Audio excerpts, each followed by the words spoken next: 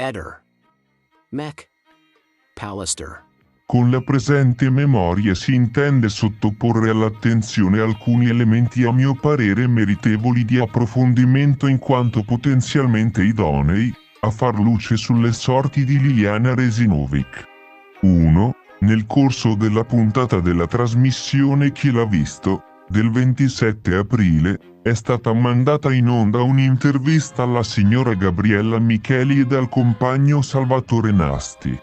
Nel corso della stessa, la donna rammenta un fatto, a dir suo anomalo, avvenuto, secondo il suo ricordo, in data 30 dicembre 2021, vale a dire un paio di settimane dopo la scomparsa della Resinovic ed alcuni giorni prima il ritrovamento del suo cadavere.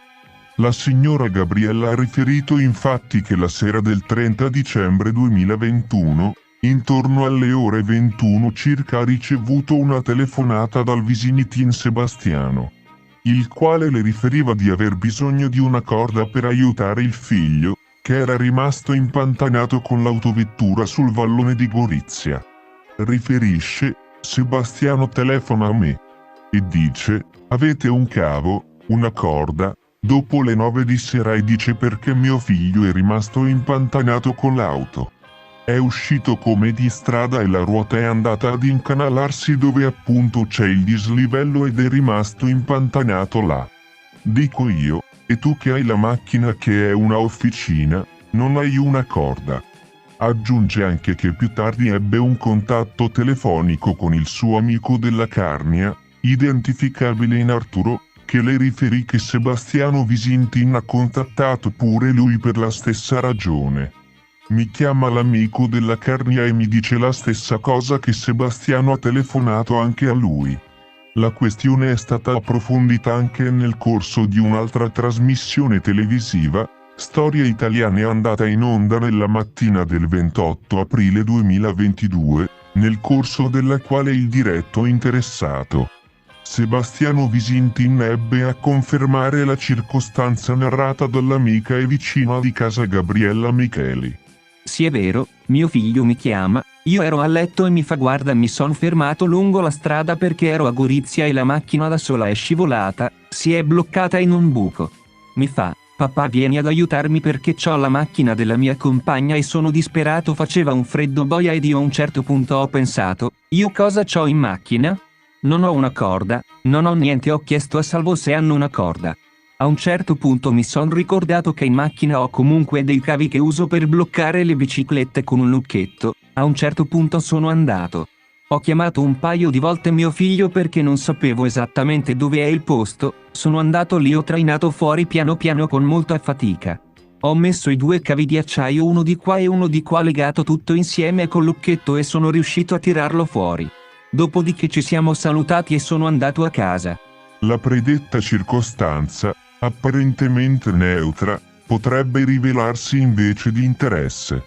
Non fosse altro per vagliare l'attendibilità di alcuni testimoni di valenza centrale almeno nella ricostruzione dei dati fattuali che riguardano situazioni e comportamenti verificatisi prima e dopo il ritrovamento del cadavere della Resinovic. Ciò posto, appare utile, ad avviso dello scrivente, accertamento di interesse investigativo e non già espletato, procedere al fine di valutare la genuinità del racconto di tutti i protagonisti dell'episodio in parola, alle seguenti attività: a. Esame dei soggetti che hanno reso le predette dichiarazioni e, segnatamente, Gabriella ed il compagno Salvatore Nasti, al fine di avere conferma di quanto narrato nella citata intervista, acquisendo altresì ulteriori informazioni in merito alla richiesta effettuata da Visintin Sebastiano presumibilmente nella serata del 30 dicembre 2021. Arturo, la cui audizione anche su altre circostanze era già stata sollecitata con precedente memoria, al fine di ottenere riscontro a quanto riferito dalla Micheli e acquisire informazioni in ordine ai tempi e alle modalità della richiesta effettuata all'uomo dal marito della Resinovic. Visintin Sebastiano al fine di acquisire informazioni in ordine alle circostanze sopra rappresentate, da porre in relazione a quanto narrato nella intervista sopra richiamata. Visintin Pier Giorgio e la di lui compagna per avere conferma di quanto rappresentato dalla Micheli e dal Visintin Sebastiano circa le cause dell'incidente, il luogo e gli orari. Nonché in ordine alla richiesta di aiuto fatta il 30 dicembre 2021 in altro giorno dello stesso mese per recuperare l'auto della donna rimasta impantanata. Verificare il luogo e l'ora precisa dell'incidente e dell'intervento, nonché accertare, se del caso, attraverso anche una prova empirica o sperimentale, se quanto dichiarato dal Visintin consiste in un'operazione possibile in quelle circostanze spazio-temporali, con i cavi citati e con il mezzo a sua disposizione. Verificare, anche attraverso i risultati dei tabulati e delle celle telefoniche, o di applicazioni presenti nei telefoni, se quanto dichiarato da tutti i soggetti menzionati nella predetta memoria in ordine all'evento presumibilmente verificatosi nella tarda serata del giorno 30 dicembre 2021. Trovi conferma in tali elementi obiettivi relativamente ai contatti telefonici e agli spostamenti del 30 dicembre 2021. 2. In una recente intervista rilasciata alla giornalista Lucilla Masucci della trasmissione La vita in diretta, una certa signora Nadia ha dichiarato che è solita transitare con il proprio cane di nome Belen nella zona del parco San Giovanni nella quale è stato trovato il corpo della donna e che il 31 dicembre 2021 l'animale nel corso della passeggiata la tirava verso il punto in cui, di lì a pochi giorni, sarebbe stata ritrovata Liliana, cosa che prima di allora non aveva mai fatto. Si fa sempre lo stesso percorso, si gira a destra e si va verso il teatro. Il 31 dicembre invece mi ha fatto una cosa strana. Quel giorno ha deviato completamente percorso e voleva entrare proprio qua dentro dove è stata ritrovata Liliana. I giorni precedenti invece non mi ha dato nessun segnale di interesse per questa zona. In ragione di ciò si chiede di ascoltare a sommarie informazioni, qualora ritenuto di interesse e non già espletato, la giornalista e di acquisire l'intervista. In data 4 marzo 2022 è stato richiesto di acquisire copia di un verbale elevato nell'estate 2020 a Claudio Sterpin, mentre si trovava insieme a Liliana Resinovic, sul proprio mezzo in via Fianova, 1. Per la violazione della normativa tesa al contrasto della diffusione del virus Covid-19. Nell'occasione, per quanto consta, i due furono anche identificati. L'acquisizione di detta documentazione risulta rilevante al fine di inquadrare la relazione esistente tra i due, confermando pertanto la frequentazione pregressa della coppia, risalente, almeno, secondo lo Sterpin, a diversi mesi prima rispetto alla scomparsa. Non è peregrino sostenere che il rapporto tra i due, sì come rappresentato da Claudio Sterpin in numerose interviste televisive, possa costituire un elemento centrale per ricostruire le ragioni che hanno condotto al decesso della donna. Purtroppo però è emerso che detta documentazione non è facilmente reperibile. A questo gruppo della banda degli onesti si è da subito allineato un famoso youtuber che pare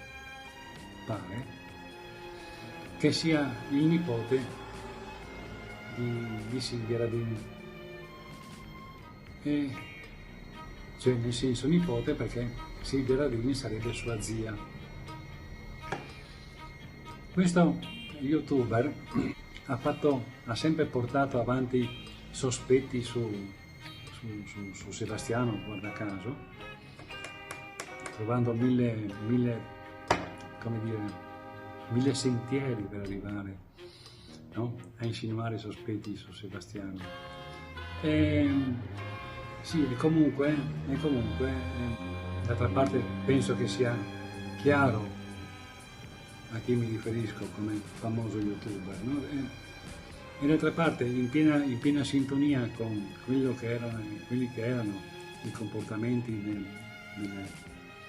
dei vari componenti della banda degli onesti, anche lui, appena avuto occasione, mi ha preso di mira lanciando sospetti anche su di me, ventilando situazioni poco chiare nei miei confronti, no?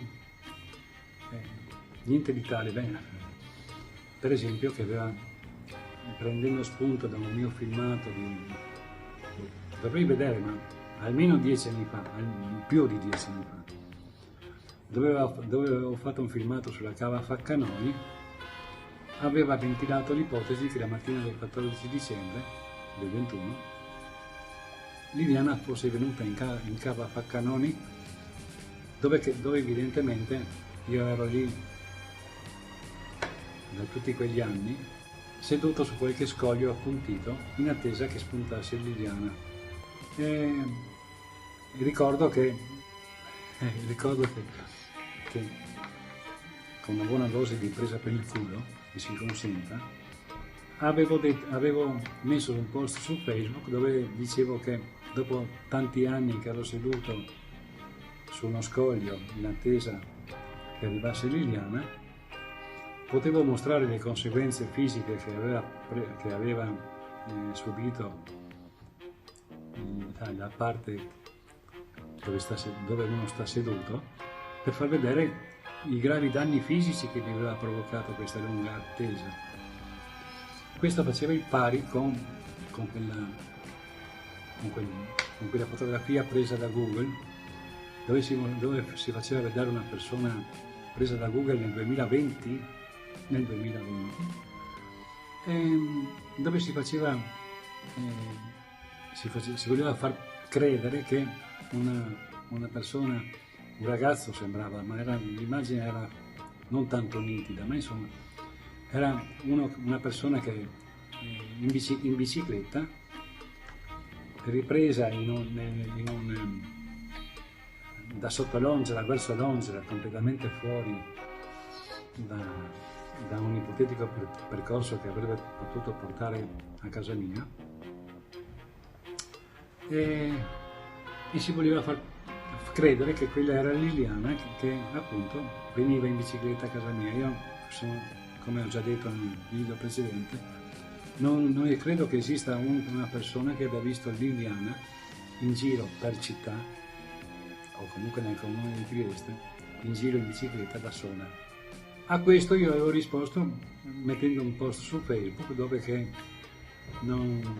avevo deciso di non abitare più in strada per Longela dove realmente abito, ma di cercare un appartamento in strada di Guardini per dar modo di confermare in qualche maniera questa tesi, così insomma. A queste provocazioni ho sempre risposto con ironia, non sono mai intervenuto su quel canale per contestare le puttanate che ci metteva, ho sempre usato l'arma dell'ironia, lo faccio ancora, insomma, no? Non è che...